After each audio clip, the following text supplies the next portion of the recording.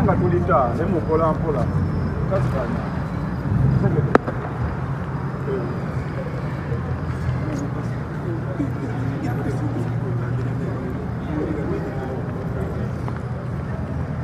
Yes, alright. Oli kuyugi update CV. Oluvanyuma kati olwa Alien Skin okubwa akayinja mu kyenyi, akayinja akamukubwa bwe yali eyiganga ng'agenza okuba ng'ayimbira ku bafaani be, n'oluvanyuma ne wabaawo ebyakyankana ebitaagina bulungi. Kigambibwa nti nno yali agezaako okwataakinga principal President Robert Kyagulanyi Ssentamu owa National Unity Platform, era abatuuze ne beetwakaanya okumaliriza nga Alien Skin saako n'eggaali ye baagiyisa si bulungi. Omwo mwe yava n'okuba ng'akubibwa ejjinja mu kyenyi, akakayinja akamukubwa mu kyenyi.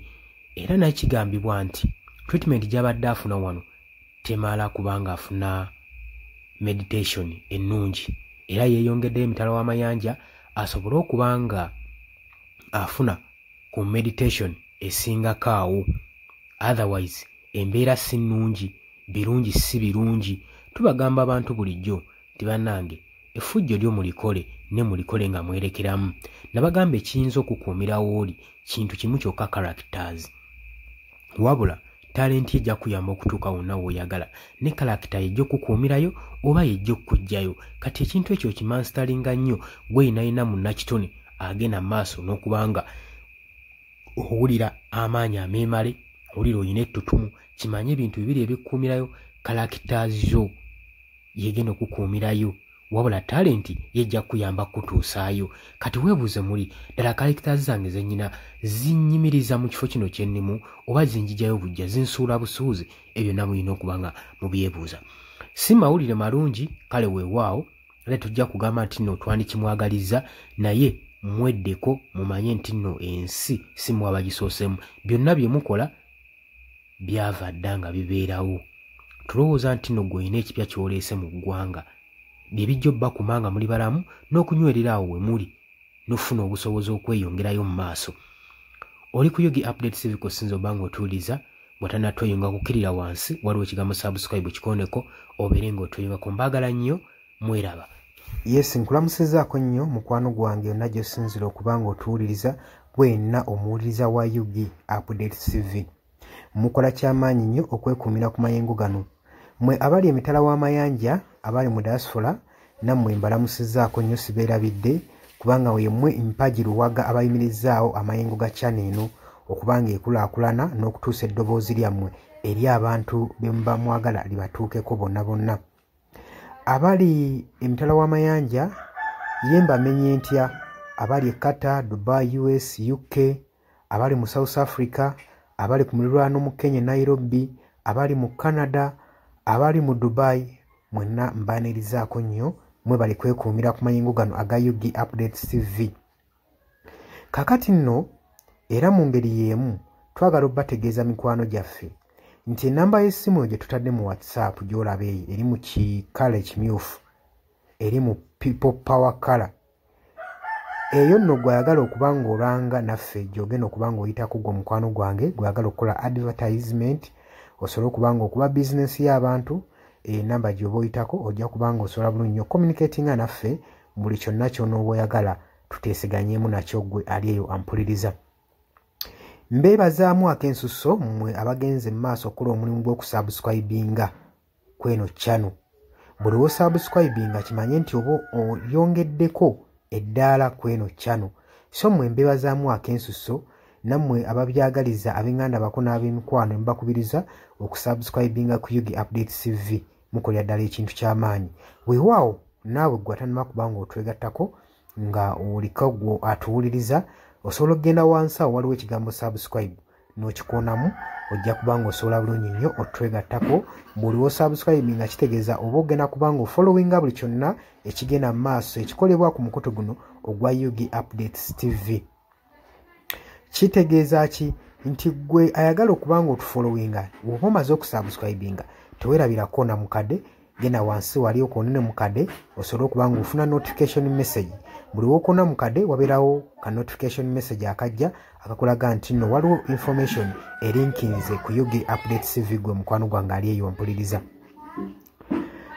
Ng'era we mbebazizza ekyensuso nammwe abajja mu comment section mbebaza mwabajja ne mukomentinga ne muteekako endowooza yammwe eri eggwanga ne mulitangaaza kubanga njagala mukitegeere lwaki mbakubiriza nnyo okujja mu comment section otangaaze omukulembeze ku kyekituufu kyateekeddwa okukola bangi tubalonda bulijjo ne tulowooza nti nno be basinga mu basinga leka kulonda mukulembezeewo oba mubaka we agenda obbakulembera gwe nolowooza nti nno buli kimu agenda kuba akyemalirira kimanye nti nno omulonze bulonzi mukulembeze kukulembera oba kukulembera kitundu kyammwe mmwe bagenda okukulembera yemmwe bagenda okuba nga akiikirira bukiise eri yonna yonna mu gavumenti so si tekyandibadde kya bwenkanya omulekera obuvunaanyizibwa n'otamu advisinga ky'oba olaba mbakubiriza okujja mu comment section muteekewo endowooza zammwe musobole okutangaaza ku bakulembeze bammwe ku biki ebituufu bateekeddwa okukola bangi tubalonda bulijjo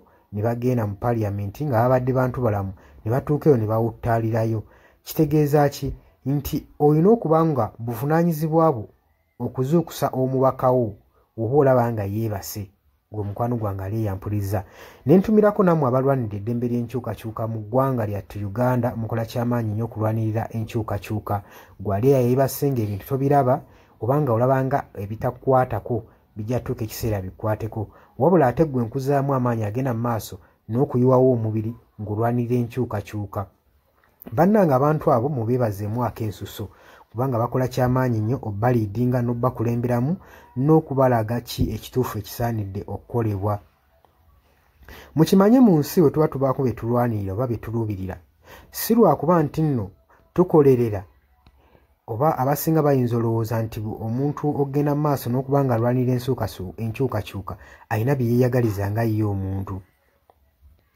kino njagala okukibategeeza nti mu kulwana ebiseera ebisinga weewaawo tetufuna ekyo kye tuba twagala kye tuba tuluubirira naye okulwana tusuubira buli wano mu kulwana tuba n'essuubi nti tusobola okufuna ekyo ekitugwanira kati naawe mukwano gwange ali eyo alwanira enkyukakyuka kino kankikutegeeze wandibanga nno oli eyo olwana nga tumanyiddwe ogenda kifunamu weewaawo oyinza obutafuna ekyo ky'oyagala naye osobola okufuna ekyo ky'ogwanira so tulwana olw'enkyukakyuka nga tulwanirira okufuna ekyo kye tugwanira kati gwe mukwano gwange ky'ofuna kyekiggwanira eyo gy'oli wandibanga ky'oyagala okifuna naye kyekiggwanira bangi mugenda ne muwambatalira eyo mu bibiina by'obufuzi ne babafujjirira omusimbi yesi ssente ozifuna bazikuwa era obulamu bwo bweyagala naye okakasa ekyo kyebakuwa kibakufujjirira mu kabaasa kyekiggwanira ebiseera ebisinga ffe tetulwana olw'okuba nti no twagala kufuna ebyo bye twetaaga nedda wabula tutunuulira nnyo poyinti eno nti kyetugenda oba kyetulwanira kyenfuna kyengwanira mutuufu ogenda n'oweetunulamu n'olaba nga kyofuna si kyokola ki si kyogwanira nga ggwe munnansi ky'oba ovaayo n'embavu osobola okuba nga olwanirira enkyukakyuka ggwe mukwano gwange aleeyampuliriza nja basaba kano akatambi tugende mu maaso n'okuba nga tukasheyalinga buli muntu ategeere kiki ekigwanidde okukolebwa na lwaki enkyukakyuka esaanidde okubeerawo mu ggwanga lyattu Uganda